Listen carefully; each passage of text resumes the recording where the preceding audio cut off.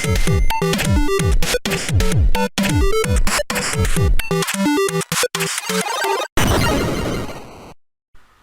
if I open this review by explaining that Anarchy Wolf's Law feels like it was going for an Escape from Tarkov mixed with SimCity feel? You're probably thinking, what? How do you possibly mix an extraction shooter with an economy manager? Well, the group behind Anarchy Wolf's Law attempted it, but did they succeed? Well, when you first start the game, you have multiple options. You can play online or offline, of which I played offline because in my older age, I don't play well with others. You then get placed in a bunker, wielding only a pistol with a few rounds and an axe to chop trees to get wood or maybe drain someone that gets close to you of their life force. You escape the bunker and, well, you have free reign over the sole map that the game offers. You'll quickly learn that you want to look around for better weaponry, food, ammo, and so on. Little tip, there's usually an MP5 that spawns in the garage to the right of the spawn point. Anyway, what exactly is the point of AWL? Survive, I suppose. As you run around, you'll eventually find one of 9 points of interest. These are all heavily fortified bases, and you'll be shot at immediately once you cross one of the borders. A counter will appear on the screen, showing you how many threats remain on the base. Obviously, you're going to want to take everyone out. Doing so will allow you to interact with a laptop that gives you control of the point, placing friendly soldiers on its borders to defend it against any AI bots that attempt to reclaim the zone. Now, clearing these zones isn't done just for the fun of shooting a bunch of hostile soldiers in the face. Sure, it's fun, but it's not the only point of the game. This is where we get into that economy management aspect that I mentioned. See, every one of these points have resources that can be created. For example, the factory will turn out barrels, of which you can then take to the oil depot to be filled and sold to the gas station. What each place does is shown in a difficult to understand menu on the laptop, but you might be able to figure it all out by trial and error. Even if you don't care to attempt to play worker, you do earn passive income from any post that you control, collected with that laptop. Even more interesting, these zones generate income even when you aren't actively playing.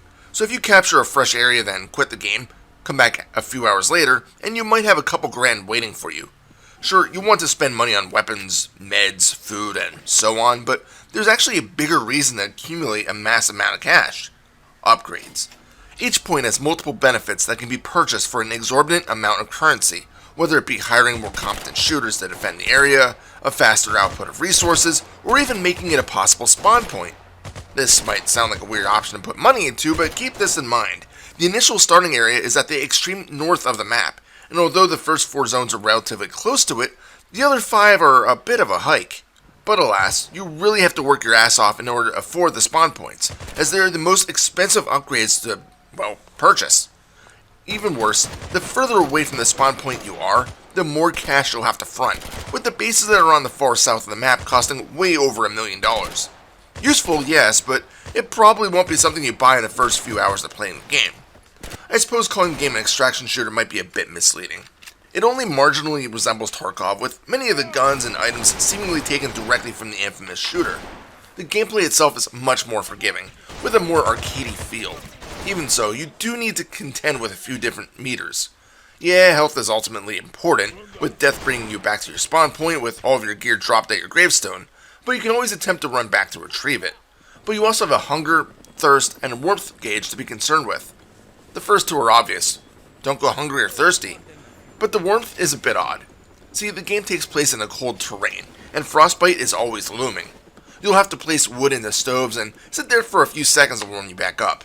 It is definitely an interesting idea, but for some reason, these meters don't reset when heading back to your spawn point, so you might log back in and find out that you haven't eaten for days. Another oddity that overcomplicates gathering food is that most of it cannot be consumed as is. Instead, you'll need to find an item like a can opener in order to actually pop the can open. I'll admit, I'm not hating on the idea, but there are some items that look like basic plastic bags that should be able to be opened by hand, but you can't feed unless you have a tool to open the package. There should be some rusty metal nearby that I can use as a knife to cut it open, right? That's really the gist of AWL. It probably sounds pretty neat on paper, right? Well, in practice, the game is actually pretty flawed. For one, the fact that it takes so much damn money to get an additional spawn point is a pretty crappy idea.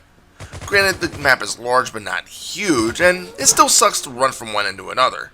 Yes, you can drive vehicles, but you can't just hop in a car and putt away. No, you need to first find a battery and fuel, and place both of them into the vehicle's inventory before you are able to drive it. It's like you mean to tell me that there are absolutely no cars that haven't been touched? You can hop in the driver's seat of the random police vehicles that drive by, but for some reason, there is a timer on them, and I didn't care to find out what happens if that counter hits 0. Navigating the map isn't always the easiest. Remember when I said that the spawn point was on the far northern reaches of the world? Well, I kinda lied. It's on the western side. That's because for some stupid reason, north on the map is to the right, which is incredibly confusing when looking at it. There are multiple occasions when I looked at the map, figured, I need to go east. Line up my compass, run that way, and found out I was running in the wrong direction. This kind of thing should have been fixed within days of the game coming out, but I don't see that happening. Speaking of the map, I wish there was more than one. Running on the same map over and over does tend to get boring, especially once you start earning more and more production points. You won't have anything to shoot at other than the lone renegades that will be attempting to storm your areas. So the game shifts from that Tarkov feel to only a production maintenance game. But this is also where the multiplayer aspect hits. See, from what I understand, you'll never actually see any human opponents. Instead, they enter your room and simply fight for the same zones that you do. And they will be trying to wrestle control from what zones you own so that they can earn the profits. It's an unusual idea, and since I haven't tried it, I can't say whether it works or not, but I can't deny that it's different. When it comes to defeating all of the mercenaries at the points, there are occasionally problems with finding the last few shooters. I was running around the city for what felt like 15 minutes, dodging the random airstrikes and helicopters, just trying to find the last guy alive. There is a mini-map, and it will flash red when enemies shoot, but this guy wasn't firing at me. He was just hiding in a building for a while.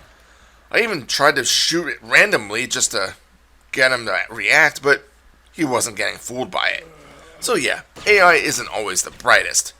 But you're going to want to clear the zones because that's usually where the action is, and also how you're going to earn the most money. There is a so-called wiki in the game to attempt to assist you with the production points and how they work, but, well, it's not really a wiki. I'd like to think I'm semi-bright at times, but even I struggled trying to understand what's going on. I just had to mess with things, placing vehicles in different locations to attempt to reap the rewards and so on.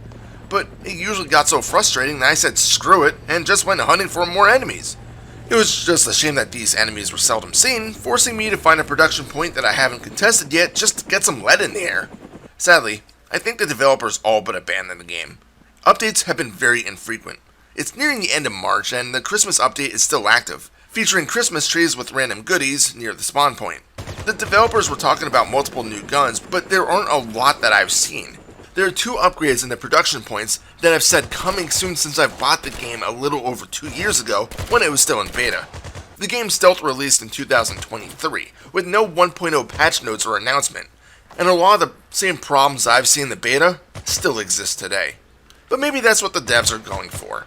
In August of 2023, they stated in a patch that there were improvements to expand gameplay, but other than the Christmas update in which mines and 3 rifles were added, there wasn't much else. There were also plenty of patches in 2023 to prepare for the 1.0 release, but again, other than the Christmas update, we haven't seen jack, which is concerning. Even more concerning is that the dev team is working on an online FPS generically called Clan Wars, which looks pretty much identical in nature to AWL. Even with all that said, I can't completely crap on the game, as it does play kinda smoothly. Guns behave as you'd expect, even if there aren't a lot of customization options other than a silencer and a small handful of scopes. There's not even a lot of ammo types, with a lot of guns like the P90 and VSS falling back to 9mm rounds. But no matter how smoothly the game plays, a game in the 2020s should not feature hills that are this pixelated. Come on, guys! This is ridiculous! Oh, and there are wolves that you can come across. And they can kill you in one bite. Fun! Anarchy Wolfslaw isn't a bad game, but it's not good either. The problem is that if you are like me and bought it expecting frequent ambushes, you're gonna be disappointed. After you earn all the points, or even a small amount of them, the action drops to a crawl and you become a factory manager, which wouldn't be terrible if I knew what the hell I was doing. But even when I figured stuff out, I still got bored because I was carrying an AK with lots of ammo and nothing to shoot at. Most of my sessions were an hour at most before I quit the game and did something more exciting. There is also a horde mode, which is the same as the normal game, but with more of a deathmatch feel. But even this gets old. In its current state, I cannot recommend the game. It's fun for a couple of hours, but once you picked up a few points to your name, you've seen everything the game has to offer. Final score, 3 out of 7. This is Reaper. Happy fragging.